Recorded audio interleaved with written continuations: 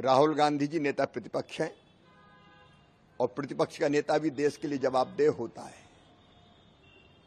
और देश के बाहर जाकर देश की छवि खराब करना यह देशद्रोह जैसा अपराध है।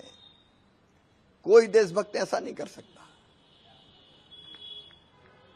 लेकिन राहुल जी तो लगता लगातार तीसरी बार हारने के बाद कांग्रेस के कुंठित हो गए और अपनी कुंठा देश की छवि खराब करके अमेरिका में निकाल रहे हैं। अरे अपने देश में कांग्रेस और बीजेपी होती है, लेकिन जब हम बाहर जाते हैं तो हम कांग्रेस और बीजेपी के नहीं होते, हम केवल देश का प्रतिनिधित्व करते हैं, जैसे अटल बिहारी वाजपेयी जी करते थे। मैं भी जब एक बार अमेरिका गया था तब श्रीमान मनमोहन सिंह जी भारत के प्रधानमंत्री थे और जब मुझसे यह सवाल पूछा गया था कि भारत के प्रधानमंत्री क्या अंडर अचीवर हैं, मैंने कहा वो भारत के प्रधानमंत्री हैं और भारत का प्रधानमंत्री कभी अंडर अचीवर नहीं हो सकता, वो देश के नेता है। ये भाव होता है देश का। और आप क्या राष्ट्रीय स्वयंसेवक संघ की बात करोगे, संघ ने तो लाखों लाख कार्यकर्ताओं की, ऐसे कार्यकर्ताओं की मालिका तैयार की है जो तन मन और जीवन संपूर्ण देश को समर्पित करते हैं। एक एक क्षण केवल देश के लिए जीने वाले संघ के स्वयंसेवक अपने आप को खपाकर वो देश बनाते हैं।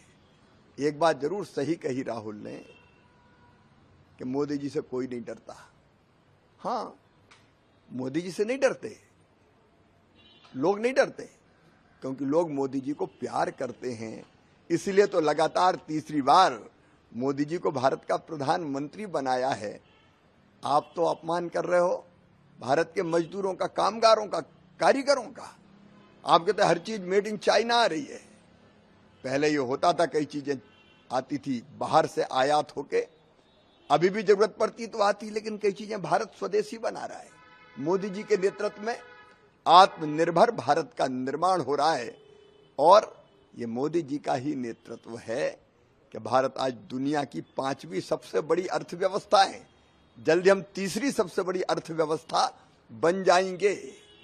लेकिन राहुल जी, आपने भारत जोड़ो यात्रा की, भारत से जुड़ नहीं सके। भारत की जनता, भारत की संस्कृति, भारत के जीवन मूल्य, भारत की परंपराएं, किसी से तुम जुड़ नहीं पाए। राहुल जी, छोटे मन से कोई बड़ा नहीं होता।